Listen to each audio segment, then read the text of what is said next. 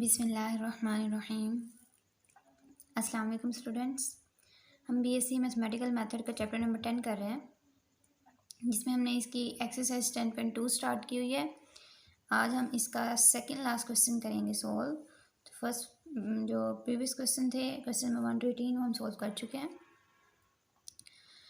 And इस question में same question है ये भी, जिस तरह से हमने पीछे वाले क्वेश्चन में पर्टिकुलर सोल्यूशन फाइंड किया है, कम्प्लीमेंट्री सोल्यूशन फाइंड किया है, इसी तरह हमने इसमें भी इसका कम्प्लीमेंट्री सोल्यूशन फाइंड करना है।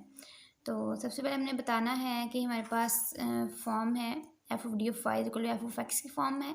उसके बाद हमने लिख लिया कि हम अगर इसको डी फॉर्म में लिखेंगे तो कुछ ऐसे लिखेंगे D square plus 1 into Y equal to X sine X. अब सबसे पहले आप लोगों को पता है कि कम्प्लीमेंट्री सोल्यूशन फाइंड करते हैं, देन पर्टिकुलर सोल्यूशन फाइंड करते हैं, उसके बाद हम इसका जनरल सोल्यूशन फाइंड करते हैं, फिर हम वैल्यूज पुट करते हैं, initial value problem, and then हमारे पास इसका आंसर आता है। तो सबसे पहले हमने कम्प्लीमेंट्री सोल्यूशन फाइंड करना है, जिसमें हम लेट करेंगे let F of D of Y is equal to 0।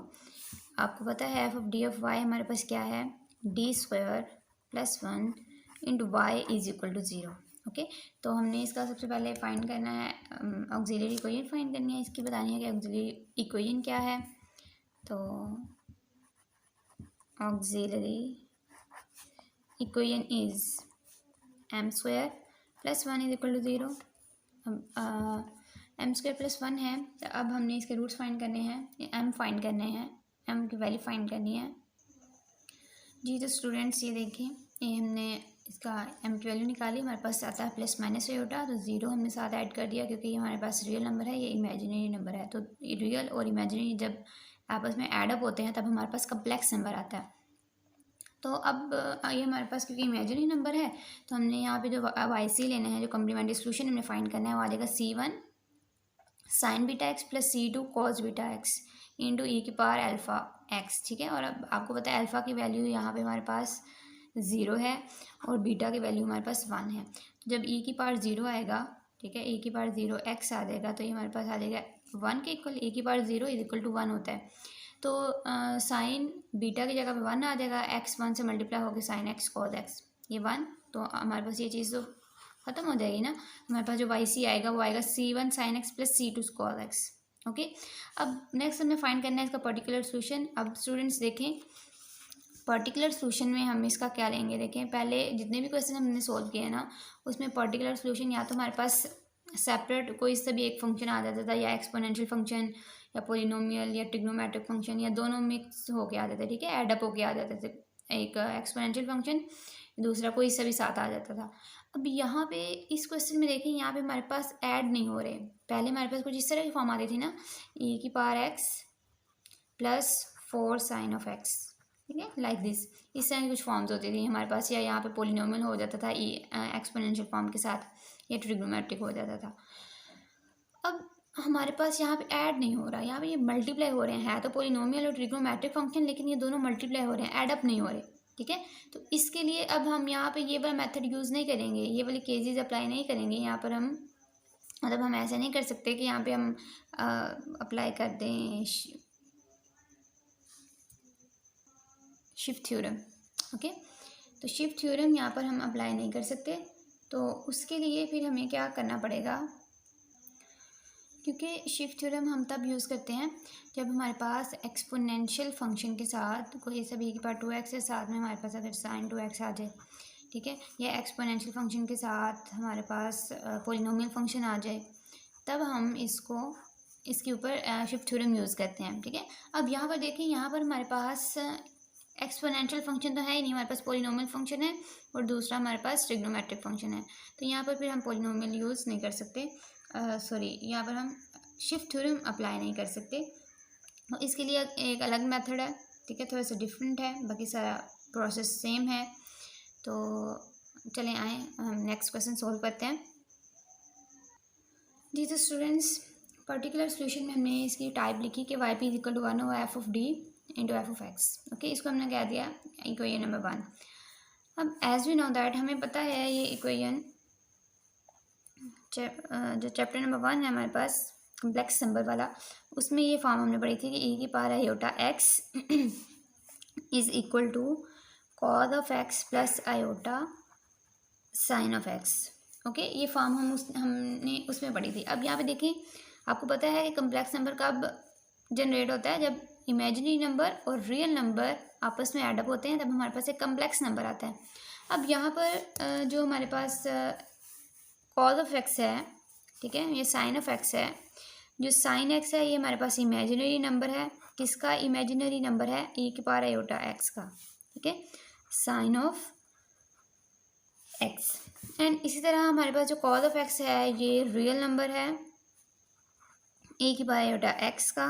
यहाँ पे हम लिख लेंगे कॉज ऑफ एक्स, ठीक है। ये तो अंडरस्टूड है ना कि इमेजिनरी नंबर है, और ये क्योंकि इसके साथ आयोटा है इसलिए ये इमेजिनरी नंबर है, ये सिंपल है। इसके साथ आयोटा नहीं है तो इसका मतलब है ये हमारे पास रियल नंबर है। अब क्योंकि हमारे पास जो फॉर्म है, देखिए हमारे पास साइन एक्स है, तो साइन एक्स किस में आ रहा है? इमेजिनरी में आ रहा है कि रियल में आ रहा है? इमेजिनरी में आ रहा है, इसलिए हम यहाँ पे इक्वेशन 1 को कुछ इस तरह से लिखेंगे। इक्वेशन 1 becomes, इक्वेशन 1 हमारे पास आ जाएगी Y P is equal to 1/d² + 1। अब देखें ये x है, ठीक है, ये x एज इट इज़। अब साइन x जो है वो किसके इक्वल है? साइन x इक्वल है इमेजिनरी e की पावर आयोटा x के, तो यहाँ पे लिखेंगे इमेजिनरी e की पावर आयोटा x, ठीक है।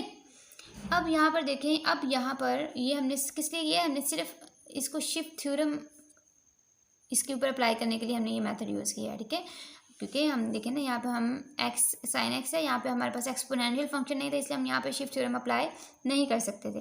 अब यहाँ पे देखिए एक्सपोनेंशियल फंक्शन आ गया, अब हम इजीली यहाँ पे शिफ्ट थ्योरम यूज़ कर लेंगे, सिंपल।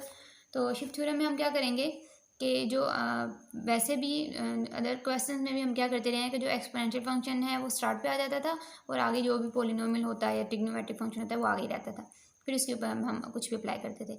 अब यहाँ पर इमेजिनरी e की पावर x स्टार्ट पे आ जाएगा, और ये हमारे पास x यहीं पे रहेगा। ये तो स्टूडेंट्स देखें शिफ्ट थ्योरम अप्लाई किया, हमारे पास स्टार्ट पे आ गया, यहाँ पे x आ गया। अब जैसे हम शिफ्ट थ्योरम अप्लाई करते हैं तो d की जगह पे हम वो पुट करते हैं जो यहाँ पे हमारे पास e a x होता है, ठीक है। तो यहाँ पे a की जगह पे हमारे पास क्या था? आयोटा था, इसलिए हमने इसको d की रिप्लेस कर दिया, ठीक है। तो अब इसका ओपन करें, स्क्वायर ओपन करें, तो यहाँ पे आ जाएगा हमारे पास इमेजिनरी e की पावर आयोटा x जी। तो हमने इसका जब स्क्वायर ओपन किया तो हमारे पास आ गया d² plus iota square plus 2d iota + 1। अब आपको पता है आयोटा स्क्वायर की वैल्यू क्या होती है? -1 + 1 -1 से कैंसिल, बाकी हमारे पास आ जाएगा d² प्लस 2d आयोटा। अब आगे देखिए, आगे हमारे पास पोलिनोमियल फंक्शन है, तो हमने इसको पोलिनोमियल बाइनोमियल सीरीज़ की फॉर्म में लिखना है, ठीक है, ठीक है।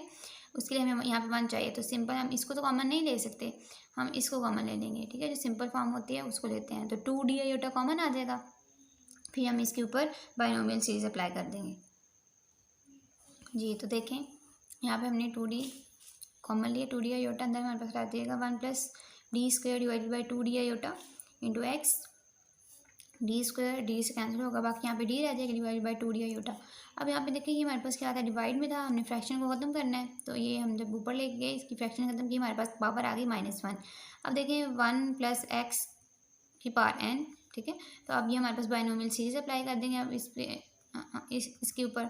अब आगे देखिए हमारे पास पोलिनोमियल फंक्शन में सिर्फ 1 पावर है, तो जब हमने इसको एक्सपेंड करना है तो इस फंक्शन को देख के फिर हमने एक्सपेंड करना है। तो ये एज इट इज़ आ गया सारा 1 प्लस, उसके बाद पावर नीचे उतारी, उसके बाद ये एज इट इज़। अब नेक्स्ट स्टेप में क्या होगा? नेक्स्ट स्टेप में इसका स्क्वायर आएगा, स्क्वायर यहाँ पे d² आ जाएगा ना, जबकि यहाँ पे हमारे पास सिर्फ x की पावर 1 है, 2 तो है नहीं, इसलिए हम इसको सिर्फ फर्स्ट डेरिवेटिव तक ही एक्सपेंड करेंगे, आगे नहीं करेंगे। अब इसको सिंप्लीफाई करें तो हमारे पास आ जाएगा इमेजिनरी e की power iota x into 1/2d iota 1 ± -d / 2 iota. Okay, simple. ये तो देखिए स्टूडेंट्स, शिफ्ट थ्योरम अप्लाई करने के बाद हमारे पास यहाँ पर आ गया, देखें इमेजिनरी नंबर है, ये एज इट इज़ आ गया। अब यहाँ पर देखें 2d आयोटा है, ठीक है, तो इसका हमने डेरिवेटिव सबसे पहले 1/d को अंदर मल्टीप्लाई कर लेते हैं, तो हमने 1 और डी को मल्टीप्लाई किया। अब इसके बाद ये जो एक्स है इसको भी इन दोनों के साथ मल्टीप्लाई करके ये चीज़ आ गई। अब डेरिवेटिव है यहाँ पे एक्स का, तो एक्स का डेरिवेटिव क्या होता है 1, बाकी एज इट इज़। अब हमारे पास 1 ओवर डी को हमने सॉल्व करना है। पहले हमने डिफरेंशिएशन को किया, अब हमने इंटीग्रेशन को करना है। तो इसको भी 1 ओवर डी का मतलब होता है कि एक्स का आपने इसका इंटेग्रल लेना है और इस 1 का भी इंटेग्रल लेना है। तो सिंपल जब हमने इसका इंटेग्रल लिया, यहाँ पे आ गया हमारे पास एक्स स्क्वायर ओवर 2 माइनस 1, ये तो कांस्टेंट वैल्यू है ना, 2 भी आयोटा भी, इसको बाहर ले आए तो 1 हमारे पास क्या है, 1 का डेरिवेटिव इंटीग्रेशन हमारे पास आ जाएगी एक्स, ठीक है, एक्स के लिहाज से with respect to x.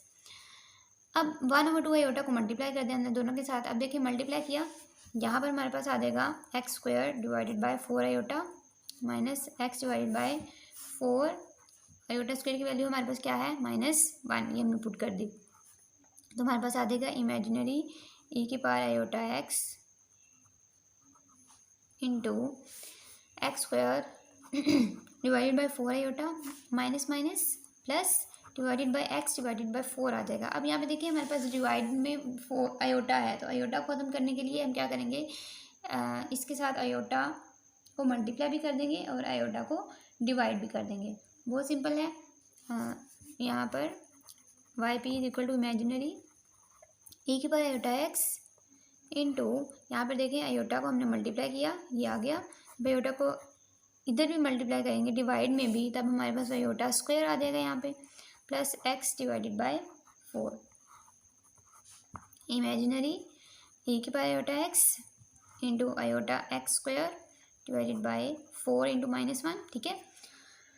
Iota square की वैल्यू हमारे पास होती है -1, तो यहाँ पे हमने -1 पुट कर दी। अब इसको रीअरेंज कर लेते हैं, ये माइनस में आ जाएगी ना सारी अमाउंट, तो इसको बाद में लिख लेते हैं, प्लस वाले पहले लिख लेते हैं। तो वाई पी हमारे पास आ जाएगा इमेजिनरी ई की by iota x into x divided by 4 minus iota x square divided by 4। Okay, तो एलसीएम लेने जाए, एलसीएम लेंगे तो हमारे पास जो वाई पी है वो आ जाएगा इमेजिनरी। अब देखिए ई की पावर आयोटा एक्स था, ठीक है, ई की पावर आयोटा एक्स को हमने कैसे लिखा था,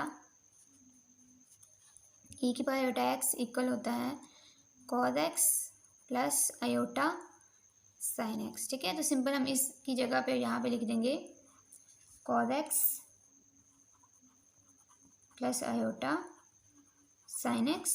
उसके बाद इसका एलसीएम ले लें, तो एलसीएम हमारे पास आ जाएगा 4, यहाँ पे आ जाएगा हमारे पास x minus iota x square. Alright,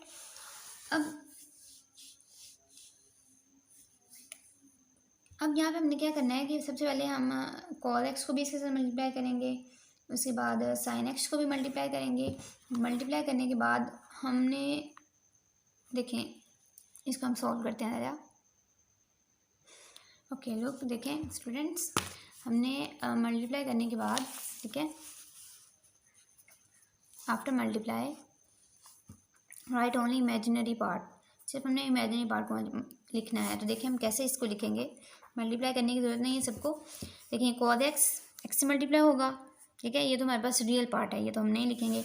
उसके बाद जब cos x minus iota x square से मल्टीप्लाई होगा तो हमारे पास इमेजिनरी पार्ट आ जाएगा ना, आयोटा आ जाएगा ना साथ, तो इसलिए हम यहाँ पर डिवाइडेड बाई 4 भी है ना, तो यहाँ पे 1/4 भी ले लेते हैं।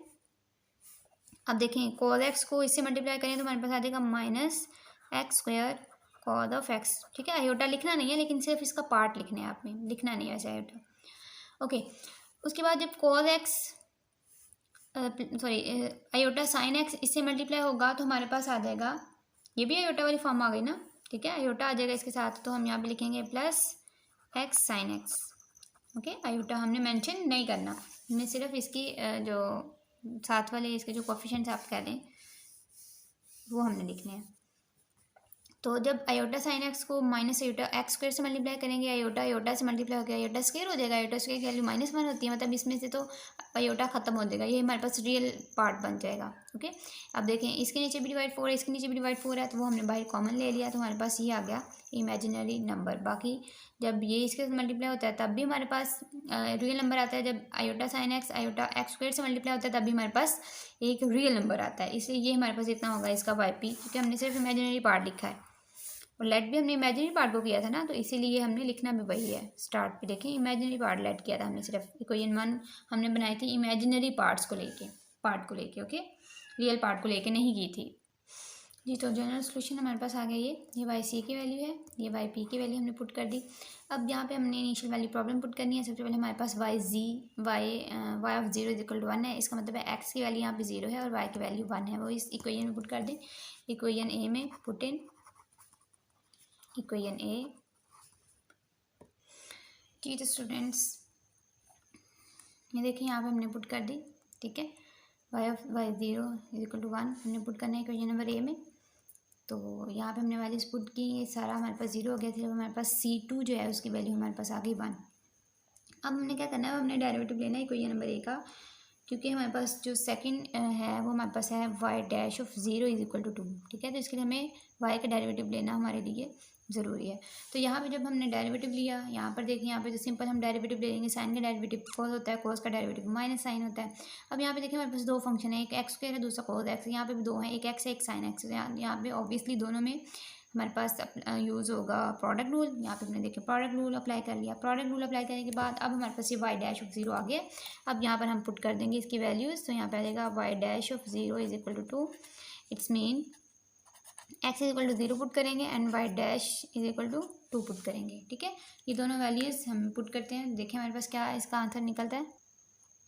ओके, हमने वैल्यूज़ पुट की, हमारे पास आ गया 2 is equal to C1 into 1।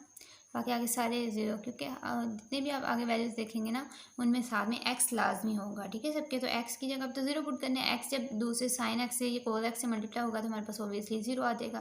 तो यहाँ से हमारे पास C1 की वैल्यू आ गई 2। ओके, C1 और C2 की वैल्यू को ये नंबर ए में पुट करें, जो हमने जनरल सोल्यूशन फाइंड किया था, जो वाई फाइंड किया था।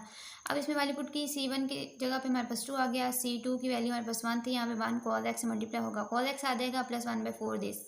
अब आगे आप इसको मज़ीद थोड़ा सा सॉल्व कर सकते हैं, एक स्टेप कर सकते हैं। 1/4 को भी इससे मल्टीप्लाई कर दें minus x square cos x से, और 1/4 को एक्स इंटू साइन एक्स से भी मल्टीप्लाई कर दें। तो ये आपके पास जनरल सोल्यूशन में इसका आंसर आ जाएगा। तो बाकी क्वेश्चन की समझ ना आए तो आप लाजमी कमेंट करिएगा। अल्लाह ताला आपको कामयाब करे। अल्लाह हाफिज़। ओके, तो स्टूडेंट्स यहाँ पे नेक्स्ट क्वेश्चन जो है क्वेश्चन नंबर 20 है ना, ये आप लोगों की असाइनमेंट है, ये आप लोगों ने खुद करना है। सिंपल मेथड वही है। ये देखेंगे जो हमारे पास एफ ऑफ डी है, हमारे पास कुछ इस तरह से हो जाएगा, d³ minus 3d² plus 7d plus 5 into y की फॉर्म में। ओके, तो ये हमारे पास f of x as it is आ जाएगा। अब यहाँ पर आपने इसको क्वाड्रेटिक इक्वेशन बनाना है। सबसे पहले कम्प्लीमेंट्री सॉल्यूशन फाइंड करना है, उसके लिए क्वाड्रेटिक इक्वेशन चाहिए। वो बनाने के लिए आपने यहाँ पे सिंथेटिक डिवीजन यूज़ कर लेनी है। ठीक है, फॉर्म सिंथेटिक डिवीजन यूज़ करनी है आपने, तो इसको क्वाड्रेटिक फॉर्म बनानी है। उसके बाद आपने उसका पर्टिकुलर सॉल्यूशन फाइंड करना है। पर्टिकुलर सॉल्यूशन में सारा कुछ एज इट इज़ फाइंड करके यहाँ पे देखिए आप शिफ्ट थ्योरम अप्लाई होगा।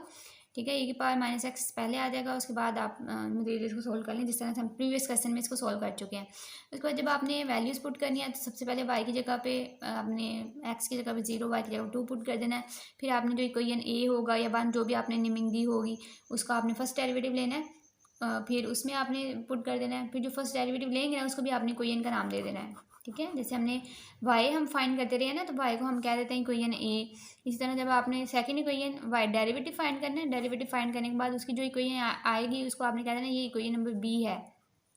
उसके बाद फिर आपने उसमें भी इसकी वैल्यूज पुट कर देनी है सिंपल, और C1 C2 C3 की जो भी वैल्यूज आए वो आपने पुट कर देनी है। जो आपके पास जनरल सोल्यूशन होगा ना उसमें पुट कर देनी है। ठीक है, तो सिंपली आपका जो है वो आंसर आ जाएगा इजीली।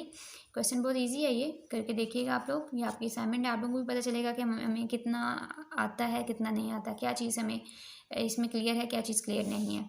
तो अगर ये क्वेश्चन ना होगा तो आप कमेंट करिएगा, तो फिर मैं आपको ये करवा दूँगी। लेकिन सबसे पहले प्रैक्टिस ज़रूरी है, आप प्रैक्टिस करिएगा। तो सपोज दैट अगर ना हुआ तो फिर आप कमेंट करिएगा, तो मैं फिर आपको ये वाला क्वेश्चन जो है ना क्वेश्चन नंबर 20 ये करवा दूँगी। ओके।